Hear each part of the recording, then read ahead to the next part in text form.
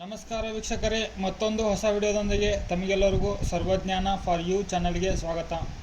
ಈ ವಿಡಿಯೋದಲ್ಲಿ ನಿಮಗೆ ಗೃಹ ಜ್ಯೋತಿ ಯೋಜನೆಗೆ ಅರ್ಜಿಯನ್ನು ಸಲ್ಲಿಸೋದು ಲೈವ್ ಪ್ರೂಫ್ ಆಗಿ ನಾನು ನಿಮಗೆ ಈ ವಿಡಿಯೋದಲ್ಲಿ ತೋರಿಸ್ಕೊಡ್ತಾ ಇದ್ದೀನಿ.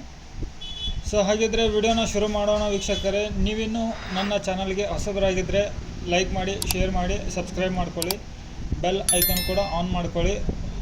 ನಾನು ಅಪ್ಲೋಡ್ ಮಾಡೋ ಎಲ್ಲ ನೋಟಿಫಿಕೇಷನ್ಗಳು ನಿಮಗೆ ನೋಟಿಫಿಕೇಷನ್ ಬರ್ತಾ ಇರುತ್ತೆ, ಸರಿನಾ? ಇಲ್ಲಿ ನೋಡಿ ವೀಕ್ಷಕರೇ, ಗೃಹ ಜ್ಯೋತಿ ಅಂತ ಇದೆ ನೋಡಿ. ಈ ಗೃಹ ಜ್ಯೋತಿ ಹೊಸ ವೆಬ್ಸೈಟ್ನಲ್ಲಿ ಈ ಥರ ಬಂದಿರುತ್ತೆ. ಕರ್ನಾಟಕ ಸರ್ಕಾರ ಖಾತರಿ ಯೋಜನೆಗಳು ಅಂತ ಇದೆ. ಇಲ್ಲಿ 4 ಸರ್ವಿಸ್ಗಳು ಕೊಟ್ಟಿದ್ದಾರೆ. ಈ 4 ಸರ್ವಿಸಲ್ಲಿ ಗೃಹ ಜ್ಯೋತಿ ಸರ್ವಿಸನ್ನು ನಾನಿವಾಗ ಅರ್ಜಿ ಹಾಕಿ ತೋರಿಸ್ತಾ ಇದ್ದೇನೆ. ಸೊ ಇದು ಲೈವ್ ಇದೆ ವೀಕ್ಷಕರೇ. ಇಲ್ಲಿ ನೋಡಿ, ನನ್ನ ಟೈಮರ್ ಕೂಡ ನಾನು ಇಲ್ಲಿ ಆನ್ ಮಾಡ್ತಾ ಇದ್ದೇನೆ ನೋಡಿ. ಇಲ್ಲಿ ಟೈಮರ್ ಓಡ್ತಾ ಇದೆ, ಇಲ್ಲಿ ಡೇಟು, ಟೈಮಿಂಗು ಎಲ್ಲ ಇದೆ. ಇವಾಗ ನೋಡಿ, ಗೃಹ ಜ್ಯೋತಿ ಈ ಆಪ್ಷನ್ ಮೇಲೆ ಕ್ಲಿಕ್ ಮಾಡಿದರೆ ಇದು ಸೇವಾ ಸಿಂಧುವಿಗೆ ರೀಡೈರೆಕ್ಟ್ ಆಗಿ ಪರ್ಟಿಕ್ಯುಲರ್ಲಿ ಗೃಹ ಜ್ಯೋತಿ ಯೋಜನೆಯ ಅರ್ಜಿ ಇಲ್ಲಿ ಓಪನ್ ಆಗುತ್ತೆ. ಈ ಥರ ಓಪನ್ ಆದಾಗ ಇಲ್ಲಿ ನೋಡಿ, ಸ್ಕ್ರೋಲ್ ಡೌನ್ ಮಾಡಿ, ಇಲ್ಲಿ ಮೊದಲು ಇಲ್ಲಿ ನೋಡಿ ಮುಖ್ಯಮಂತ್ರಿಗಳು ಇದ್ದಾರೆ, ನಂತರ ಇಲ್ಲಿ ಉಪಮುಖ್ಯಮಂತ್ರಿಗಳು ಕೂಡ ಇದ್ದಾರೆ, ನಂತರ ಗೃಹ ಜ್ಯೋತಿ ಅನ್ನೋ ಸಿಂಬಲ್ ಕೂಡ ಇಲ್ಲಿ ಇದೆ. ಇಲ್ಲಿ ಇಂಧನ ಸಚಿವರು ಕೂಡ ಇದ್ದಾರೆ. ಇಲ್ಲಿ ನೋಡಿ, ಹಾಗೆ ಸ್ಕ್ರೋಲ್ ಡೌನ್ ತಳಗಡೆ ಮಾಡಿ, ಇಲ್ಲಿ ನೋಡಿ ಸ್ಟೆಪ್ ಬೈ ಸ್ಟೆಪ್ ನಾನು ನಿಮಗೆ ತಿಳಿಸ್ಕೊಡ್ತಾ ಹೋಗ್ತೀನಿ. ಇಲ್ಲಿ ಲ್ಯಾಂಗ್ವೇಜನ್ನು ಸೆಲೆಕ್ಟ್ ಮಾಡ್ಕೊಳ್ಳಿ, ಕನ್ನಡ ಬೇಕಾ ಅಥವಾ ಇಂಗ್ಲೀಷ್ ಬೇಕಾ ಅಂತ ಅನ್ನೋದನ್ನು. ನಂತರ ಇಲ್ಲಿ ಸೆಕೆಂಡ್ ಆಪ್ಷನ್ ಎಸ್ಕಾಮ್ ಹೆಸರನ್ನು ಇಲ್ಲಿ ಸರ್ಚ್ ಮಾಡಿ. ಇವಾಗ ನಾನು ಅಪ್ಲೈ ಮಾಡ್ತಾ ಇರೋದು ಎಲ್ಲ ಡಾಕ್ಯುಮೆಂಟು ನನ್ನ ಹತ್ರ ಇವಾಗ ರೆಡಿ ಇದೆ. ಮೊಬೈಲ್ ನಂಬರ್ ಇದೆ, ಆಧಾರ್ ಕಾರ್ಡ್ ಇದೆ, ನಂತರ ಕರೆಂಟ್ ಬಿಲ್ಲು ಕೂಡ ಇದೆ. ನೀವು ಕೂಡ ಅಪ್ಲೈ ಮಾಡುವಾಗ ಇವೆಲ್ಲ ಡಾಕ್ಯುಮೆಂಟನ್ನು ರೆಡಿ ಇಟ್ಕೋಬೇಕಾಗತ್ತೆ. ಇಲ್ಲಿ ನಿಮಗೆ ಒಂದು ಇಂಪಾರ್ಟೆಂಟ್ ನೋಟಿಫಿಕೇಷನ್ ಏನು ಕೊಡ್ತಾ ಇದ್ದೀನಿ ಅಂತಂದರೆ ವೀಕ್ಷಕರೇ, ಅಫಿಷಿಯಲಿ ಅನೌನ್ಸ್ ಆಗಿಲ್ಲ ಇನ್ನೂ ಅಪ್ಲಿಕೇಶನ್ ಹಾಕು ಅಂತ ಹೇಳಿ. ಅಪ್ಲಿಕೇಶನ್ ಅರ್ಜಿ ಹಾಕಲಿಕ್ಕೆ ಅವಕಾಶ ಕೂಡ ಇನ್ನೂ ಕೊಟ್ಟಿಲ್ಲ. ಇಲ್ಲಿ ನಾನು ನಿಮಗೆ ಲೈವ್ ಆಗಿ ತೋರಿಸ್ಕೊಡ್ತಾ ಇದ್ದೀನಿ. ಇದು ಸಬ್ಮಿಟ್ ಆಗುತ್ತೋ ಇಲ್ಲೋ ಅಂತ ಹೇಳಿ ನನಗೂ ಕೂಡ ಗೊತ್ತಾಗಬೇಕಾಗಿದೆ. ಹಾಗಾಗಿ ನಾನು ಲೈವ್ ಆಗಿ ವಿಡಿಯೋ ಮಾಡ್ತಾ ಇದ್ದೀನಿ. ಇಲ್ಲಿ ನೋಡಿ, ಇವಾಗ ಕರೆಂಟ್ ಬಿಲ್ಲಲ್ಲಿ ಮೊದಲ ಲೈನೇ ಕೊಟ್ಟಿರ್ತಾರೆ ನಿಮ್ಮ ಎಸ್ಕಾಮ್ ಹೆಸರು, ಅದು ಯಾವ ಯೂನಿಟ್ಗೆ ಅಥವಾ ಯಾವ ವಿಭಾಗಕ್ಕೆ ನಿಮ್ಮ ಕರೆಂಟ್ ಬಿಲ್ಲು ಬಂದಿರುತ್ತೋ ಅದನ್ನ ನೀವು ಸೆಲೆಕ್ಟ್ ಮಾಡ್ಕೊಳ್ಳಿ. ಇಲ್ಲಿ 6 ಆಪ್ಷನ್ ಇದೆ. ಆ 6 ಆಪ್ಷನ್ನಲ್ಲಿ ನಾನಿವಾಗ ಒಂದನ್ನು ಸೆಲೆಕ್ಟ್ ಮಾಡ್ಕೊಳ್ತಾ ಇದ್ದೀನಿ. ನಂತರ ಗ್ರಾಹಕರ ID-ಯನ್ನು ಕೂಡ ನಾನು ಇಲ್ಲಿ ಹಾಕ್ತಾ ಇದ್ದೀನಿ. RR ನಂಬರ್ ಹಾಕೋದಲ್ಲ ವೀಕ್ಷಕರೇ, ಗ್ರಾಹಕರ ID ಅಂತ ಇರುತ್ತೆ ನೋಡಿ, ಆ ನಂಬರನ್ನು ಇಲ್ಲಿ ಹಾಕಬೇಕಾಗತ್ತೆ.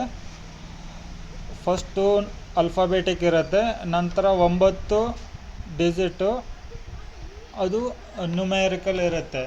ಇದಾದ ನಂತರ ಜಸ್ಟ್ ಇಲ್ಲಿ ಕೆಳಗಡೆ ಕ್ಲಿಕ್ ಮಾಡಿ, ಆಟೋಮೆಟಿಕ್ಲಿ ಇಲ್ಲಿ ಖಾತೆದಾರರ ಹೆಸರು ಎಸ್ಕಾಮ್ನಲ್ಲಿರುವಂತೆ ಅದು ತನ್ನಷ್ಟಕ್ಕೆ ತಾನೇ ಡೇಟಾಬೇಸಿಂದ ಇನ್ಫಾರ್ಮೇಷನನ್ನು ಇಲ್ಲಿ ತೋರಿಸುತ್ತೆ. ನಂತರ ಖಾತೆದಾರರ ವಿಳಾಸ ಎಸ್ಕಾಮ್ನಲ್ಲಿರುವಂತೆ ಅದು ಕೂಡ ಇಲ್ಲಿ ಡೇಟಾಬೇಸಿನಿಂದ ಇನ್ಫಾರ್ಮೇಷನ್ ಇಲ್ಲಿವರೆಗೆ ನಿಮಗೆ ಫೆಚ್ ಮಾಡುತ್ತೆ. ಇದು ಯಾವುದೇ ಥರ ಇಲ್ಲಿ ಎಡಿಟ್ ಮಾಡೋದಾಗಲಿ ಕರೆಕ್ಷನ್ ಮಾಡೋದಾಗಲಿ ಮಾಡಲಿಕ್ಕೆ ಬರೋದಿಲ್ಲ ವೀಕ್ಷಕರೇ. ಇದು ಡೇಟಾಬೇಸ್ನಲ್ಲಿ ಇರುವಂಥ ಇನ್ಫಾರ್ಮೇಷನ್ ಇದು ಯಾವುದೇ ಥರ ಇಲ್ಲಿ ನೀವು ಖಾತೆ ಸಂಖ್ಯೆ ಹಾಕಿದರೆ ಸಾಕು, ಈ 2 ಆಪ್ಷನ್ಗಳು ತನ್ನಷ್ಟಕ್ಕೆ ತಾನೇ ಇಲ್ಲಿ ಇನ್ಫಾರ್ಮೇಷನ್ನು ಫೆಚ್ ಮಾಡುತ್ತೆ, ಅಂದರೆ ತೋರಿಸುತ್ತೆ ನಿಮಗೆ. ನಂತರ ಇಲ್ಲಿ ನಿವಾಸಿ ವಿಧಿ ಅಂತ ಇದೆ ನೋಡಿ, ನಿವಾಸಿ ವಿಧ, ಇದನ್ನು ಸೆಲೆಕ್ಟ್ ಮಾಡ್ಕೊಳ್ಳಿ. ನೀವು ಮಾಲೀಕರಾಗಿದ್ದರೆ ಇದನ್ನು ಸೆಲೆಕ್ಟ್ ಮಾಡ್ಕೊಳ್ಳಿ, ಬಾಡಿಗೆದಾರರಾಗಿದ್ದರೆ ಇದನ್ನು ಸೆಲೆಕ್ಟ್ ಮಾಡ್ಕೊಳ್ಳಿ. ಬಾಡಿಗೆದಾರರಾಗಿದ್ದರೆ 4 ಡಾಕ್ಯುಮೆಂಟ್ ಬೇಕಾಗುತ್ತೆ. Rent agreement, Aadhaar card, mobile number. Aadhaar ಕಾರ್ಡಿಗೆ ಲಿಂಕ್ ಇರುವಂಥ ರಿಜಿಸ್ಟರ್ ನಂಬರು, ಮೊಬೈಲ್ ನಂಬರ್ ಇರುತ್ತೆ. ನಂತರ ಕರೆಂಟ್ ಬಿಲ್ಲು. ಮಾಲೀಕರಾದರೆ 3 ಡಾಕ್ಯುಮೆಂಟ್ ಸಾಕು, Aadhaar card, register mobile number, ನಂತರ ಕರೆಂಟ್ ಬಿಲ್ಲು. ಇವು 3 ಡಾಕ್ಯುಮೆಂಟ್ ಸಾಕು. ಇವಾಗ ನಾನು ಮಾಲೀಕರದ್ದು ಹಾಕ್ತಾ ಇದ್ದೀನಿ, ಹಾಗಾಗಿ ಇಲ್ಲಿ ಮಾಲೀಕ ಅಂತ ಹೇಳಿ ಸೆಲೆಕ್ಟ್ ಮಾಡ್ತಾ ಇದ್ದೀನಿ. ಇಲ್ಲಿ ಜಸ್ಟ್ ಕ್ಲಿಕ್ ಮಾಡಿ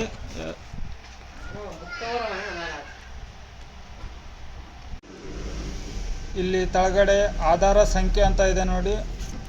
ಮಾಲೀಕರದಿದ್ದರೆ ಮಾಲೀಕರದು ಆಧಾರ್ ಕಾರ್ಡ್ ಸಂಖ್ಯೆಯನ್ನು ಇಲ್ಲಿ ಎಂಟ್ರಿ ಮಾಡಿ. ಇವಾಗ ನಾನು ಆಧಾರ್ ಸಂಖ್ಯೆಯನ್ನು ಎಂಟ್ರಿ ಮಾಡ್ತಾ ಇದ್ದೇನೆ. ಆಧಾರ್ ಸಂಖ್ಯೆ ಎಂಟ್ರಿ ಮಾಡಿದ ನಂತರ ಇಲ್ಲಿ ಕೆಳಗಡೆ ಕ್ಲಿಕ್ ಮಾಡಿ.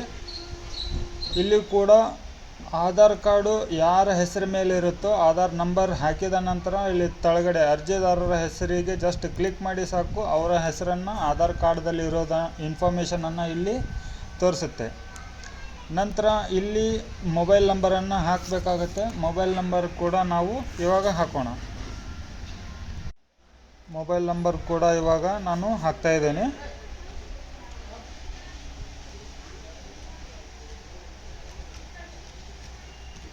ಇಲ್ಲಿ ನೋಡಿ ವೀಕ್ಷಕರೇ, ಎಲ್ಲ ಇಲ್ಲಿ ಕರೆಕ್ಟಾಗಿ ಡೀಟೇಲ್ನ ಹಾಕಿದ್ದೇನೆ. ನಂತರ ಇಲ್ಲಿ ಸ್ಕ್ರೋಲ್ ಡೌನ್ ಮಾಡಿ ಇಲ್ಲಿ ಒಂದು ಡಿಕ್ಲರೇಷನ್ ಇರುತ್ತೆ. ಈ ಚೆಕ್ ಬಾಕ್ಸನ್ನು ಟಿಕ್ ಮಾಡ್ಕೊಳ್ಳಿ. ಇಲ್ಲಿರೋ ಕ್ಯಾಪ್ಚಾನ ಎಂಟ್ರಿ ಮಾಡಬೇಕಾಗತ್ತೆ. ಅದು ಅಗ್ರಿ ಆದ ನಂತರ ಇಲ್ಲಿ ಒಂದು ಮೆನ್ಷನ್ ಆಗಿರೋ ವ್ಯಾಲಿಡಿಟಿ ಮಾಡಬೇಕಾಗತ್ತೆ ವೀಕ್ಷಕರೇ. OTP ಹೋಗಿರುತ್ತೆ ರಿಜಿಸ್ಟರ್ ಆಗಿರೋ ಮೊಬೈಲ್ ನಂಬರಿಗೆ. ಆ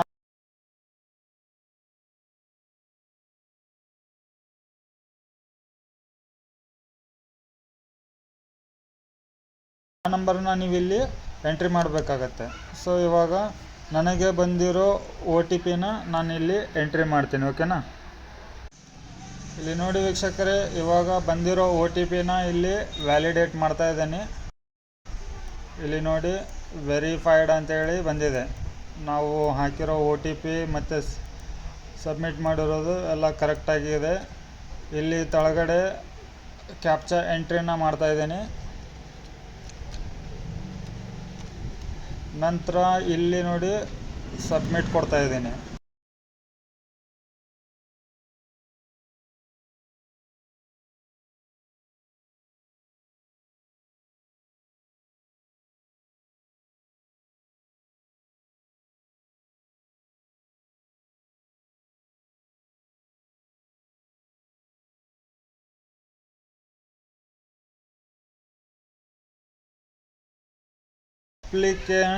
ಅಪ್ಲಿಕೇಶನ್ ನಾಟ್ ಎಟ್ ಸಬ್ಮಿಟೆಡ್ ಅಂತೇಳಿ ಬಂದಿದೆ. To proceed click on the appropriate button available at the bottom of this page. ಈ ಎಲ್ಲ ಡೀಟೇಲನ್ನು ನಾನಿಲ್ಲಿ ಕರೆಕ್ಟಾಗಿ ತುಂಬಿದ್ದೇನೆ. ನಂತರ ಸ್ಕ್ರೋಲ್ ಡೌನ್ ಮಾಡಿ ಇಲ್ಲಿ ಡ್ರಾಫ್ಟ್ ನಂಬರ್ ಕೂಡ ಬಂದಿದೆ, ರೆಫರೆನ್ಸ್ ನಂಬರು. ನಂತರ ಇಲ್ಲಿ ಸಬ್ಮಿಟ್ ಮೇಲೆ ಕ್ಲಿಕ್ ಮಾಡಿದರೆ ಮುಂದೆ ಬರೋ ವಿಂಡೋನ ನೋಡೋಣ ನಾವು. ಇವಾಗ ನೋಡಿ ಅಪ್ಲಿಕೇಶನ್ ನಮ್ಮದು ಕಂಪ್ಲೀಟಾಗಿ ಸಬ್ಮಿಟ್ ಆಗಿದೆ. ಇಲ್ಲಿ ನೋಡಿ ಎಲ್ಲ ಇನ್ಫಾರ್ಮೇಷನ್ ಕೂಡ ಇಲ್ಲಿ ಬಂದಿದೆ. ಇಲ್ಲಿ ಯಾವುದೇ ಥರ ಇಲ್ಲಿ ನೋಟಿಫಿಕೇಷನ್ನು ಎಲ್ಲ ನೀವು ಚೆಕ್ ಮಾಡ್ಕೋಬೋದು. ಇಲ್ಲಿ ದಿನಾಂಕ ಇದೆ, ಅರ್ಜಿದಾರರ ಹೆಸರಿದೆ, ನಂತರ